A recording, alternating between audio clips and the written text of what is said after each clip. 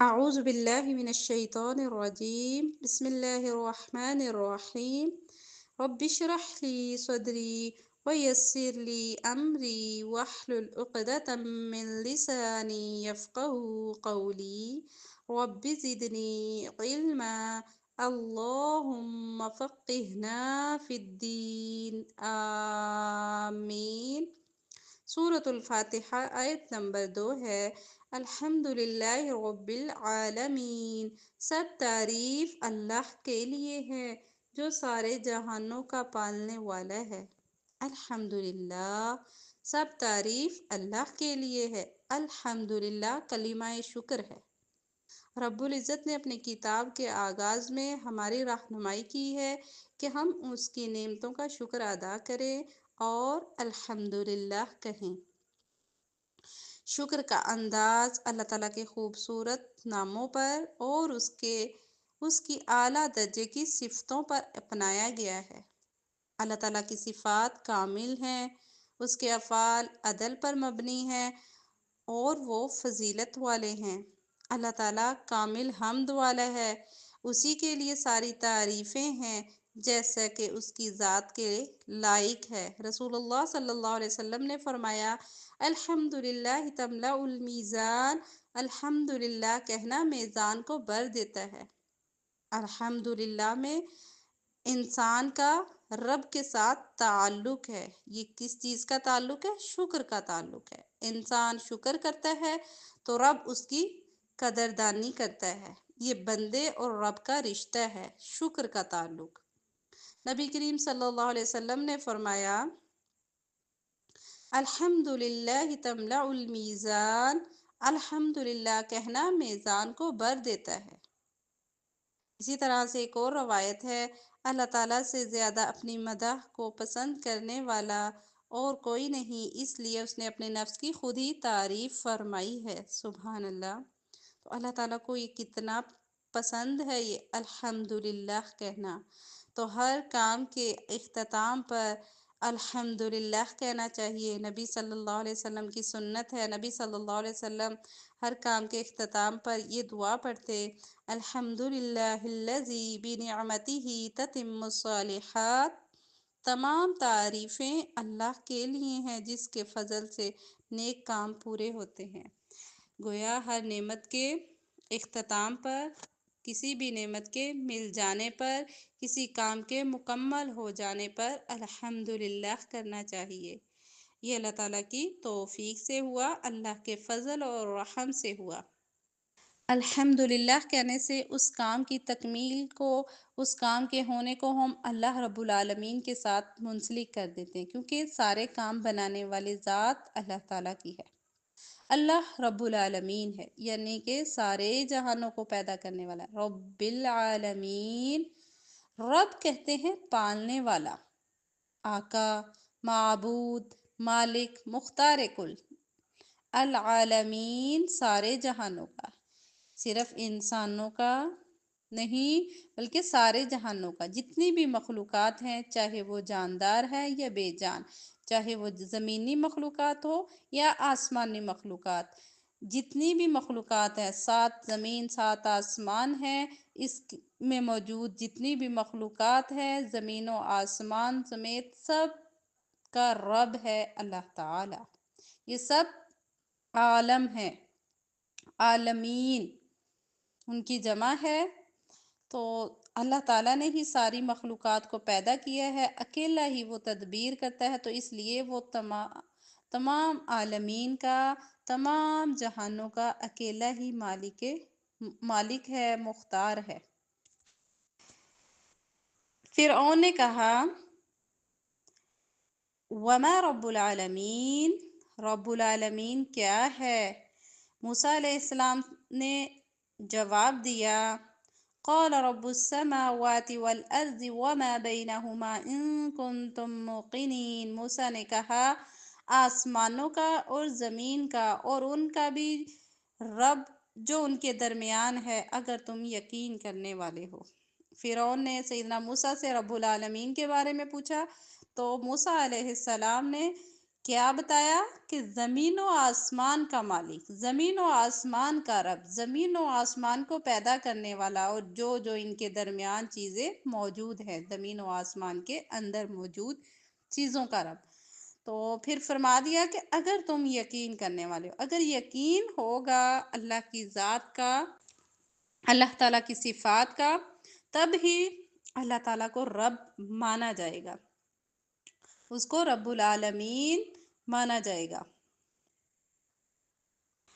الحمدللہ ایک ایسا کلمہ ہے جس سے انسان اللہ تعالیٰ کے احکامات کا پابند ہو جاتا ہے، اللہ تعالیٰ کی نعمتوں کا شکر گزار بنتا ہے، اللہ تعالیٰ کی عطا کو، اللہ تعالیٰ کے احسانات کو قبول کرتا ہے، اور اس کا کریڈٹ اللہ تعالیٰ کو دیتا ہے، کیونکہ اللہ تعالیٰ ہی کی توفیق سے، اللہ کے فضل سے، اللہ کی رحمت سے وہ کام ہوئے ہیں، ورنہ انسان تو کمزور ہے، ناقص ہے، اس کی عقل ناقص ہے، تو وہ کوئی بھی کام نہیں کر سکتا مگر اللہ کے حکم سے۔ تو اللہ کے حکم کے بغیر کچھ بھی نہیں ہوتا۔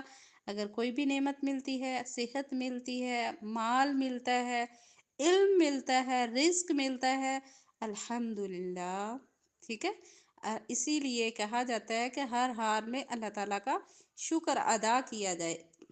اللہ رب العزت نے فرمایا لَإِن شَكَرْتُمْ لَأَزِيدَنَّكُمْ، اور اگر تم شکر ادا کرو گے تو میں تمہیں ضرور اور زیادہ دوں گا۔ تو شکر ادا کیا کرتا ہے؟ نعمت کو بڑھاتا ہے۔ تو اس لیے ہر کام پر الحمدللہ کہنا چاہیے، الحمدللہ رب العالمین۔ آیت نمبر 3 ہے الرحمن الرحیم، وسیع رحمت والا، نہایت رحم والا ہے۔ الرحمن الرحیم، وسیع رحمت والا، نہایت رحم والا ہے۔ اس آیت میں اللہ تعالیٰ کی رحمت کا ذکر ہے۔ اس نے اپنے اوپر رحمت کو لازم کر لیا ہے۔ فرمایا کتب علی نفسہ الرحمہ، اس نے رحمت کرنا اپنے اوپر لکھ لیا ہے۔ رحمت اللہ تعالیٰ کی صفت ہے، اللہ تعالیٰ کی صفات الرحمن الرحیم باقی تمام صفات پر حاوی ہیں۔ اس کی رحمت کی شدت کو ظاہر کرنے کے لیے اللہ تعالیٰ نے الرحمن الرحیم کا تذکرہ سورۃ الفاتحہ میں 2 مرتبہ کیا۔ پہلے بسم اللہ الرحمن الرحیم میں الرحمن الرحیم، اور دوسری بار پھر سے الرحمن الرحیم کا تذکرہ فرمایا۔ تو اللہ تعالیٰ شدید رحمت اور شدید شفقت کرنے والا ہے۔ نبی کریم صلی اللہ علیہ وسلم نے فرمایا اللہ تعالیٰ نے رحمت کے 100 حصے بنائے ہیں اور اپنے پاس ان میں سے 99 حصے رکھے، صرف ایک حصہ زمین پر اتارا، اور اسی کی وجہ سے تم دیکھتے ہو کہ مخلوق ایک دوسرے پر رحم کرتی ہے، یہاں تک کہ گھوڑی بھی اپنے بچے کو اپنے سم نہیں لگنے دیتی، یعنی کہ کھر نہیں لگنے دیتی، تاکہ اس کو درد نہ ہو، تکلیف نہ ہو، بلکہ سموں کو اٹھا لیتی ہے کہ کہیں اس سے اس کے بچوں کو تکلیف نہ پہنچے۔ تو دیکھیں جاندار جانور بھی اپنے بچے پر جو رحم کرتے ہیں، اللہ تعالیٰ نے جو 1% ایک حصہ زمین پر اتارا ہے، تو دیکھتے ہیں کہ انسان اور حیوان کس طرح سے اپنے بچوں سے پیار کرتے ہیں۔ وہ ایک جو حصہ ہے اسی میں سے وہ عطا کیا گیا ہے ساری مخلوقات کو، وہ ایک حصہ ہی عطا کیا گیا ہے۔ جو یہ کہتے ہیں نا کہ اللہ تعالیٰ 70 ماؤں سے بڑھ کر پیار کرنے والا ہے، تو 70 یہاں پہ اس دنیا میں کیا 70 مائیں ہی ہیں؟ نہیں، تو اللہ تعالیٰ 70 ماؤں نہیں، اللہ تعالیٰ کے پاس تو 99 حصے ہیں رحمت کے، صرف ایک حصہ دنیا میں بھیجا ہے کہ دیکھتے ہو کہ ساری مائیں، چاہے وہ انسانوں کی ہوں یا جاندار جانوروں کی ہوں، حیوانوں کی ہوں یا چرند پرند، تو سب اپنے بچے پر رحم کرتے ہیں، صرف ایک حصے کی وجہ سے۔ وہ دیکھیں سارے بہن بھائی آپس میں پیار محبت کرتے ہیں، رحمت اور شفقت رکھتے ہیں، اسی طرح سے بچوں پر کی جاتی ہے، تو وہ 1% ہے ہمیں ملا، ٹھیک ہے، باقی 99 حصے اللہ تعالیٰ کے پاس ہے۔ تو ہم نے کیوں اللہ تعالیٰ کی جو رحمت ہے اس کو ہم نے محدود کر لیا؟ تو اللہ تعالیٰ کی رحمت محدود نہیں بلکہ لامحدود ہے، اس کی کوئی حد ہی نہیں ہے۔ رسول اللہ صلی اللہ علیہ وسلم نے فرمایا الراحمون یرحمہم الرحمن ارحموا من فی الارض یرحمکم من فی السماء۔ رحم کرنے والوں پر رحمان بھی رحم کرتا ہے، زمین والوں پر رحم کرو، تم پر آسمان والا رحم کرے گا۔ ہم آج کسی کے ساتھ رحمت اور شفقت کا معاملہ رکھیں گے، کسی کے ساتھ اچھا سلوک کریں گے، اچھے طریقے سے پیش آئیں گے تو اللہ تعالی ہم پر رحم فرمائیں گے، ہمارے ساتھ اچھا معاملہ فرمائیں گے انشاءاللہ تعالی۔ اسی طرح سے ایک اور روایت ملتی ہے، رسول اللہ صلی اللہ علیہ وسلم نے فرمایا اگر کافر کو وہ تمام رحم معلوم ہو جائے جو اللہ کے پاس ہے تو وہ جنت سے نا امید نہ ہو، اور اگر مومن کو وہ تمام عذاب معلوم ہو جائیں جو اللہ کے پاس ہیں تو دوزخ سے کبھی بے خوف نہ ہو۔ تو اللہ تعالیٰ کتنا رحیم ہے، یہ کسی انسان کے بس کی بات نہیں ہے کہ وہ سمجھ سکے۔ یہ اللہ تعالیٰ جس کو عطا کرے اس کی رحمت، جس پر اس کا کرم نوازی ہو جائے تو پھر وہ انسان، وہ بندہ مومن اللہ تعالیٰ کا شکر ادا کرتا ہے۔ اللہ تعالیٰ ہم سب کو اپنی رحمت میں جگہ عطا فرمائے، آمین۔ اپنی ذات کا، اپنی صفات کا یقین عطا فرمائے، آمین۔ آیت نمبر 4 ہے، مالک یوم الدین، بدلے کے دن کا مالک ہے۔ مالک یوم الدین، اس سے مراد، بدلے کے دن سے مراد یعنی کہ آخرت کا دن ہے۔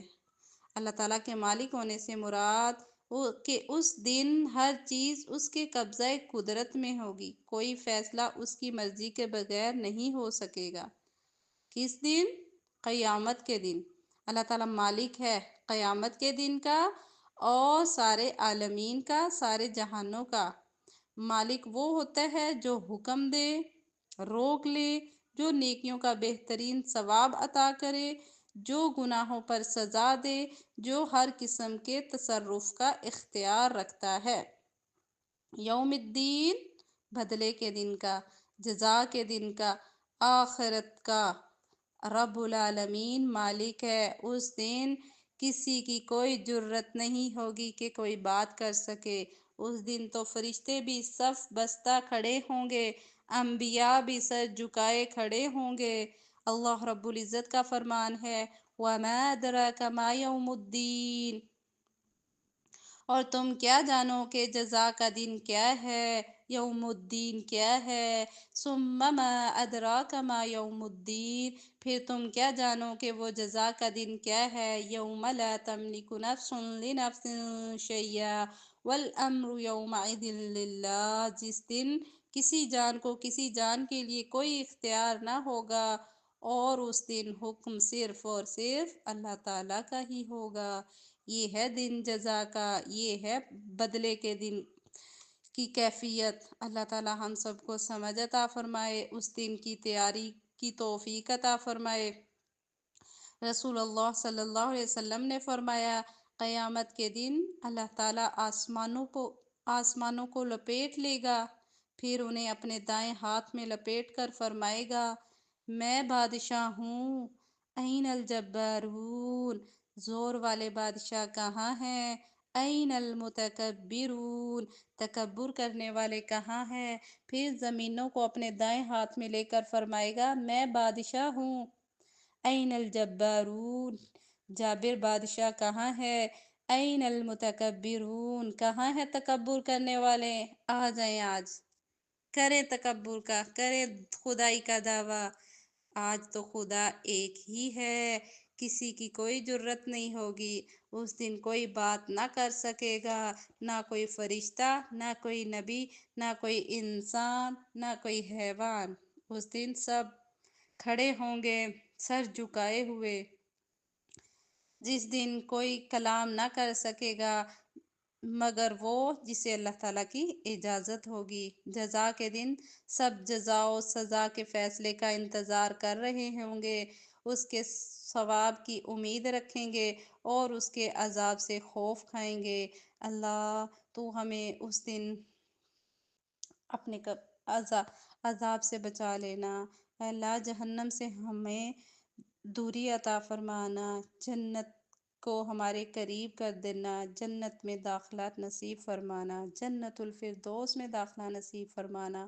یا اللہ وہ کتنا وحشتناک دن ہوگا، اس دن سب سر جھکائے کھڑے ہوں گے، نفسا نفسی کا عالم ہوگا۔ یا اللہ تو اپنے رحمت سے ہماری بخشش و مغفرت فرمانا، ہمارے عیبوں پر پردہ ڈال دینا، ہمارے اوپر اپنا رحم و کرم فرما دینا۔ یا اللہ تو ہم سے راضی ہو جا۔ جو لوگ اللہ تعالیٰ کی صفات پر غور و فکر کرتے ہیں تو ان کی زندگی بدل جاتی ہے، ان کی سوچ بدلتی ہے، عمل بدلتا ہے، ان کے اعمال بدلتے ہیں، ان کا اللہ تعالیٰ کے ساتھ تعلق بنتا ہے، قرآن سے تعلق بنتا ہے۔ یہ اللہ تعالیٰ کا کلام ہے، اللہ کا کلام کا علم حاصل کرتا ہے، اس سے ان کے اخلاق بدلتے ہیں، انسان سچا انسان بنتا ہے، امانت دار بن جاتا ہے، عہد کو پورا کرنے والا بنتا ہے۔ اللہ تعالیٰ کی صفات کی معرفت اور اللہ تعالیٰ کی پہچان اس کو حاصل ہو جاتی ہے، تو پھر وہ اپنا مال، وقت اور صلاحیت اللہ تعالیٰ کے لیے خرچ کرتا ہے، اللہ کی راہ میں لگانے کے لیے تیار ہو جاتا ہے۔ یہ سب کیسے ہوتا ہے؟ آخرت کی یاد سے۔ مالک یوم الدین، یوم الدین جو فیصلے کا دن ہے، اس کی یاد سے انسان کا عمل بدلتا ہے، وہ اللہ کا راستہ اختیار کرتا ہے، اللہ کی پہچان حاصل کرتا ہے، پھر اس طرح سے اپنے برے اعمال کو چھوڑ دیتا ہے، نیکی والے اعمال کرتا ہے، انسان کے اندر اطاعت کا جذبہ پیدا ہوتا ہے، انسان مومن بن جاتا ہے، اللہ کے احکامات کی پیروی کرنے والا، اللہ کی منہات یعنی کہ منع کردہ چیزوں سے بچنے والا بن جاتا ہے۔ اللہ تو ہمیں سمجھ نصیب فرما، آخرت کی فکر نصیب فرما۔ یا اللہ تو ہم پہ اپنا خصوصی فضل و کرم فرما دے، آمین یا رب العالمین۔ الحمدللہ ہماری 3 آیات مکمل ہوئی۔ سبحانك اللهم وبحمدك أشهد أن لا إله إلا أنت أستغفرك وأتوب إليك۔